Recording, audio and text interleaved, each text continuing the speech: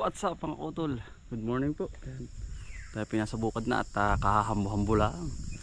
Yan, bali ngayon po ay mga utol, ngayong araw na ito ay maganda ang pagkatanim, makulimlim, may init, katamtaman, may hangin, may lamig. Yan.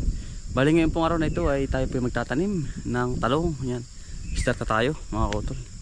Kasama po natin ang ating mga kaibigan, si Kuya Jerry, si Kuya Arvin, ang ating recruit, at yung kanyang kaibigan, nakabatchmate ko mga utol. Nandito sila. Kuha mo tayo ng pananim.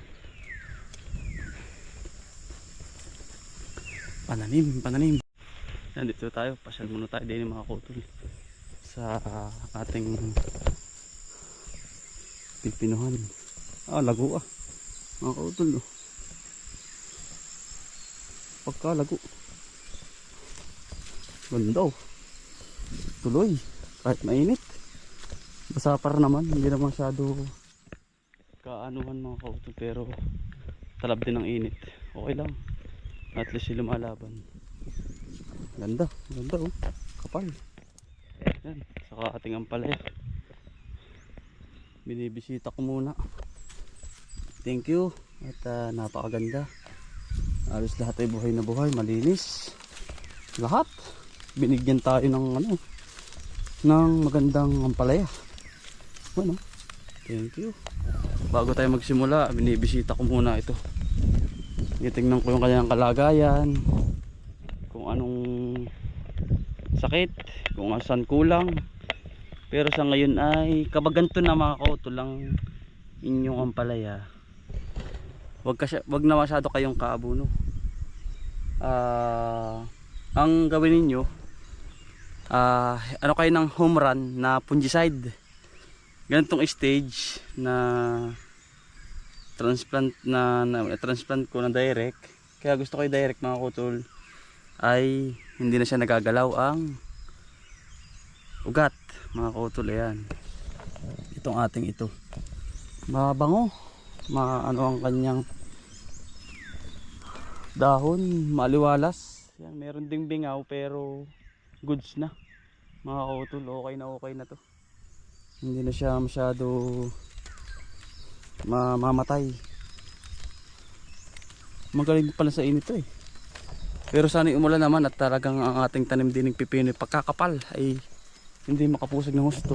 Pero madali naman itong patubigan. Ito naman ay palayan. Anytime pwede kong buksan yung hawan. Ang performance ng ating mga ampalaya ay talagang bumubusilikat. Yung maganda yung kanyang pananahon. Yan. Basa pa naman ang lupa, kaya hindi ko mapersa. Ang stage nito sa ganito ay wala pa naman ditong ugat mga kautol. Ay hindi pa natin masyado to maabunuhan sa ganitong paligid. Yan. Ito ay dito pa lang drenching, or kaya dito sa kabila dito tayo mag-aabuno. Susunod na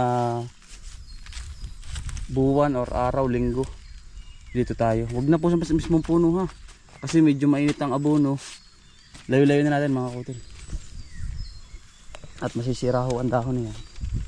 Yan, okay na po yan. Malawak-lawak po itong ating ampalayang ito. Yan, saka pipino. Medyo alanganin pa tayo dito. Hindi pa tayo makapagsabi ng makaka-survive or hindi. Survive or hindi. Dalawang isip tayo mga kutol dahil walang ulan. Kasi ang gusto ng pipino ay may ulan mga kutol Pero sigad na po ang bahala sa atin. At alam ko namang hindi tayo pababayaan mga kutol. Yan. Medyo malamig pa naman yung kanyang paligid, at yung plastic ay marami pang chicken manure. May lamig pa rin yan. Mga susunod na linggo or sa ilang araw pa pag hindi umulan, bubuksan natin yung irrigation. Ayan, doon sila mga kautol sa kabila.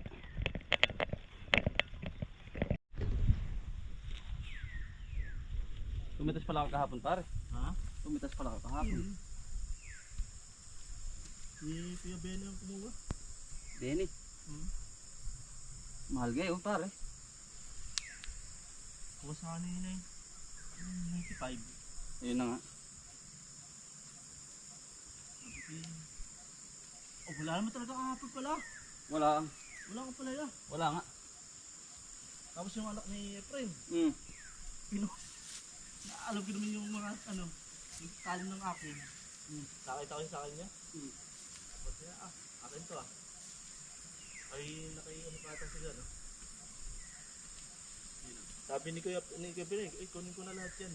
Sige. Para wala na kayo isang kusap ko. Hindi ko alam, nabigay si Kuya Efren. Sa akin na lang si Kuya. Okay. Ayan, best na rin pare. Ganit ko nga rin yung gagawin namin. Ganito para ano? Ganito na para. Yung motibat yung nakita mong ano, Jerry. Meron pa pala akong dalawang hirap sa taas. Yun nga muna unahin. Pagkatapos na rin. Mukhang panalim. Unang papalayin ng apple. Ano para? Yung ano, yung tabi ng ano, masada, yung pathway. Talong dati lang yung tabi. Saka ako para maglalagay ng chicken manure. Oo. Pagkakahukot ko sa kanila. Saka ako para lagay. Lagay ko sa kakalagay ng plastic. Kabakan na. Oo pare. Pwede yun. Pwede mo. Ang talong pati hindi masilang pare. Ilan lang sa magdalakaw. Wala pa sila para sa magdanakaw. Hindi kahit ka na ikukunin. Ako ay Jerry. Nagpunta ako sa kapila eh. Sanay na rito, ano pa Jerry? Sanay na rito pa.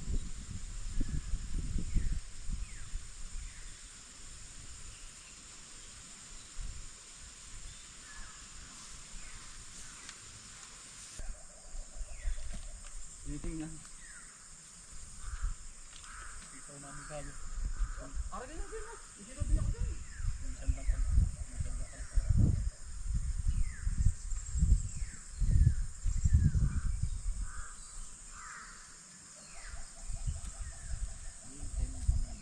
Minhawa sa pagkatrabaho.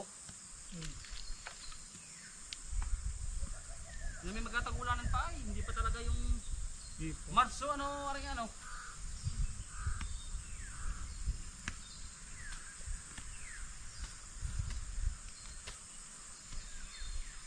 Yung nandun talong ay yung matanim mo lang. Ayan, ang bilis. Yung ganito may ilagay mong ganito. Ito medyo malalanta-lanta pa sa una.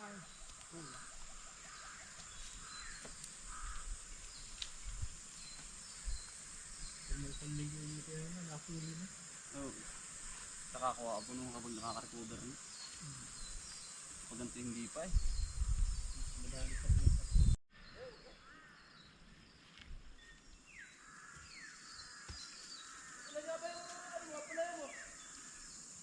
Dalawang lata. Bali may dalawa pa ako eh. Bali 1-2. Oo. Bumili pa ako sa shade. Hanggang babayan pare, bakit? Maganda ng tubo.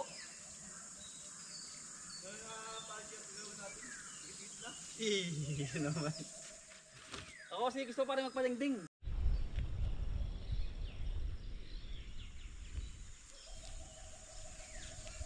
Ganda ng trabaho din, sa kay pare. Ano?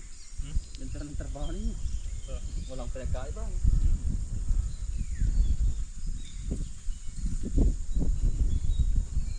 Pagka-abono, ibang gawaan. Yeah. Ganun nga doon. Lipat-lipat. Ah, lipat-lipat ah.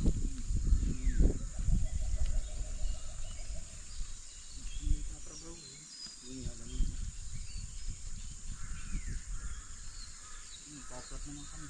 Kailan? Bukas na. Ano pa? Ay nga pala, may bagong bukas nga pala pare yun. Nakita ko nga pala nung minsan. May bagong bukas si yung kalapit ninyo. Lakaw.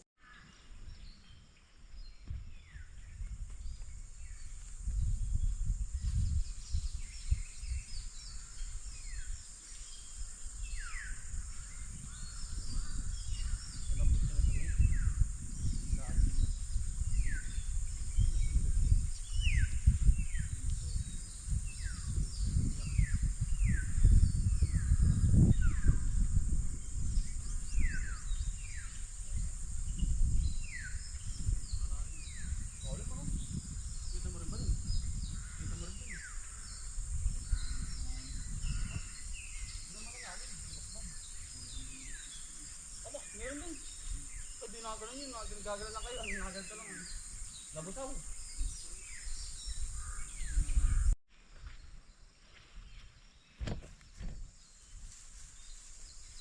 Ilang lahat to? Ilang tray? 20.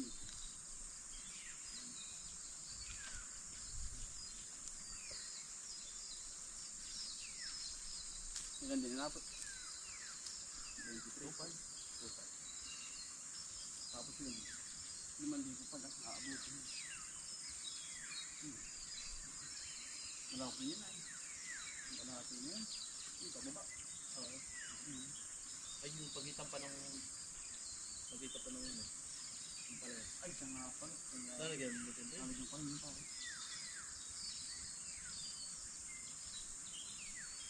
Makaya nasa 6,000. Makasok. Mari. Ang galing yun.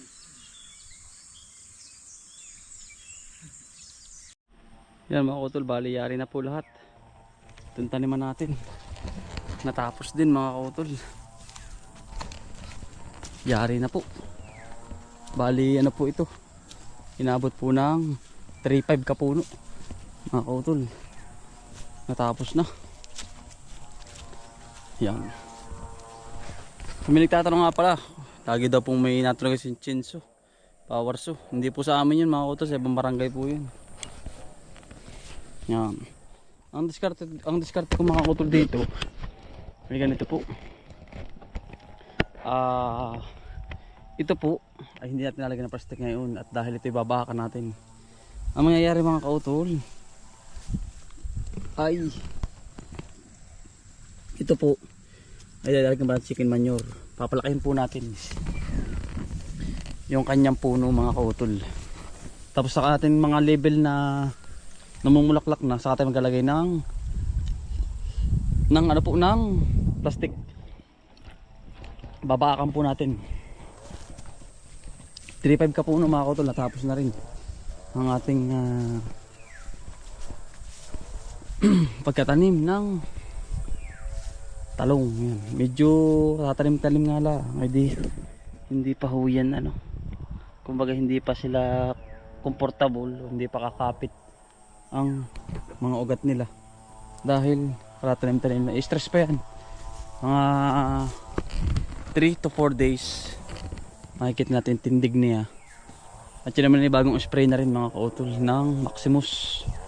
Yan, i-spray na natin para yung pong kanyang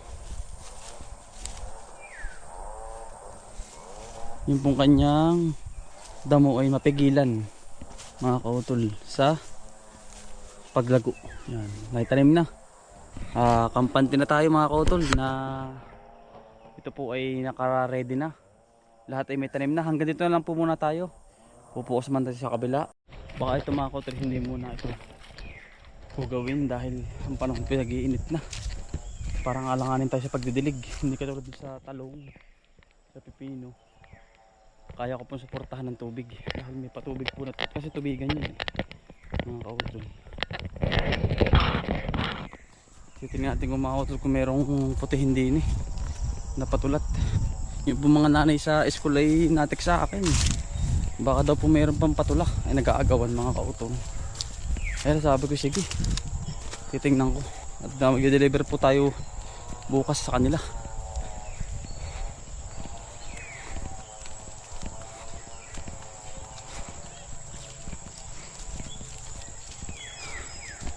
Sugod tayo sa school din naman. Hindi na pupuntahan tayo.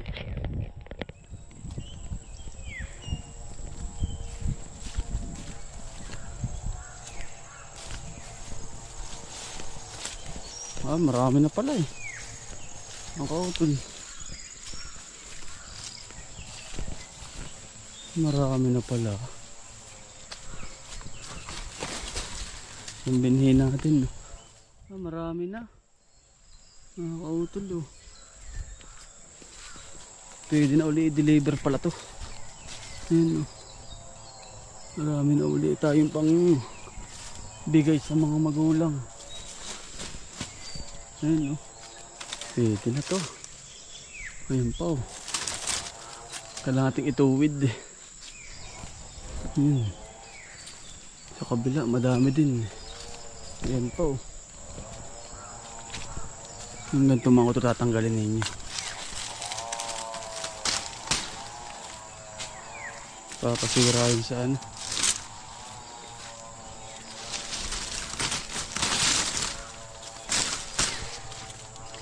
Sa bunga. Marami na pala uli. Ang dami sa taas mga utol. Makapag-deliver na uli tayo sa school eh no. Ang dami sa kataas oh. Mahirap yung kunin na. Hindi tayo mga utol. Ang dami siyang bunga eh. Ayun pa sa kabila oh, dami dun no. Ayos. Makakatext tayo sa magulang na mga estudyante ng ni Mrs. mga magulang, parents. Dahil na nasibol. Nakapag-deliver po ulit tayo. Yan mga kutol, hanggang dito na lang po. Maraming salamat po. Ganda pa rin Arvin sa mga tumulong pagkatanim ng talong. Yan, at okay na po lahat. Okay na. Kompleto na, may pipino, sitaw. Kalubasa pa lang ang ating kulang mga kutol, pero medyo sa huli na yun. Yun lang mga kutol, maraming salamat po. Ingat po palagi.